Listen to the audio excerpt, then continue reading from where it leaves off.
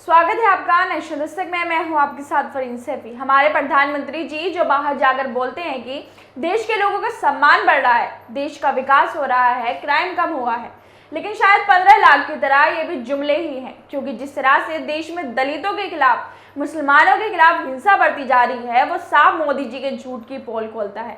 महिलाएं सुरक्षित नहीं है, लगातार रेप की घटनाएं बढ़ती जा रही हैं और ऐसा ही मामला बिहार के कटिहार का है, जहां पर 16 साल के नाबालिग की हत्या कर दी गई।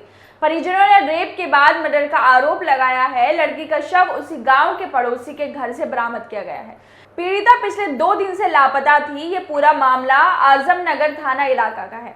मृतक लड़की के पिता ने गांव के ही एक लड़के और लड़की के प्रेमी पर हत्या का आरोप लगाया है। उसके पिता का कहना है कि आरोपी मुखिया जनप्रतिनिधि का छोटा भाई है, जिसने गला दबाकर उसकी हत्या कर दी है। साथ ही लड़की के पिता मोहम्मद मुजीबुर रहमान ने कहा है कि 24 साल की शाम उसकी बेटी किराना सामान लेने घर से बाहर निकली थी। साथ ही लड़की के पिता मोहम्मद मुजीबुर रहमान ने कहा है कि 24 साल की शाम उसकी बेटी किराना सामान लेने के लिए घर की जो बगल में दुकान है वहां पर गई थी।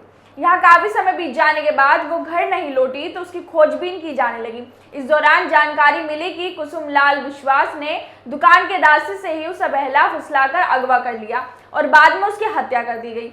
ये सिर्फ एक मामला नहीं है, ऐसी कितनी घटनाएं रोज देश में हो रही हैं। इसी तरह से एक मामला नजफगढ़ के जाफरपुर थाने का है, जहां एक दलित लड़की के साथ कथित रूप से रेप किया गया और फिर उसकी हत्या कर दी गई, ऐसे उसके परिवार वालों ने आरोप लगाया है। साथ ही परिवार वालों का कहना है कि लड़की 11 मई से लापता थी और 22 मई को लड़की के गुमशुदगी की रिपोर्ट दिखाई गई और उसके अगले ही दिन रोहतक में मृतका का लाश मिली। यानी कि जो लड़की थी जिसकी रिपोर्ट लिखाई गई, अगले दिन उसकी लाश मिलती है। परिवार वालों ने पुलिस पर भी आरोप लगाया कि मामले में पुलिस ने सक्रियता नहीं दिखाई, वरना जो लड़की थी उसकी जान बचाई जा सकती थी। परिवार वालों ने पुलिस पर भी आरोप लगाया है कि मामले में पुलिस ने सक्रियता नहीं दिखाई, वरना लड़की की जान बचाई जा सकती थी। यहाँ पर कहीं ना कहीं पुलिस वालों पर भी सवाल खड़े होते हैं कि अगर पुलिस ने लापरवाही ना की होती तो शायद उसकी जान बच सकती थी। इसी तरह से कोर्ट ने उमर खालिद, जिन्हें दिल्ली दंगों का दोषी माना गया था, उन पर अब कोर्ट ने फैसला सुना दिया है।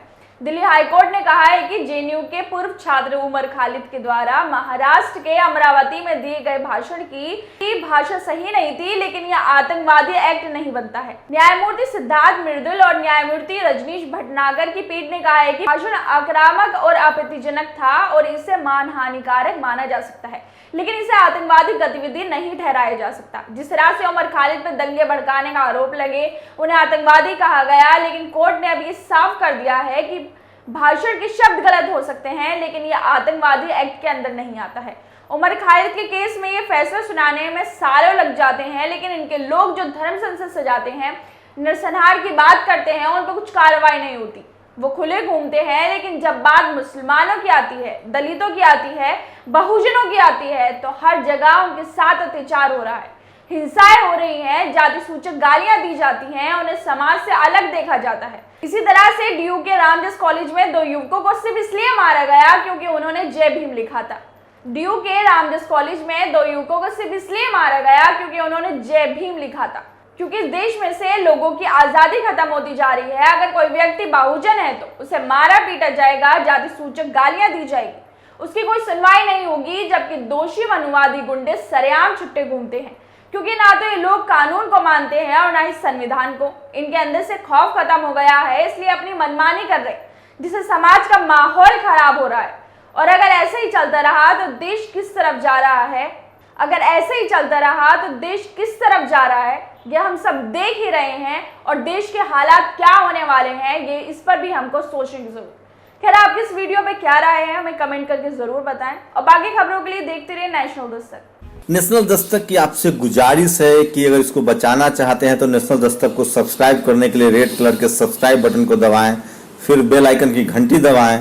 नेशनल दस्तक को बचाने के लिए बहुत जरूरी है कि हर खबर को शेयर करें, लाइक करें, कमेंट जरूर करें।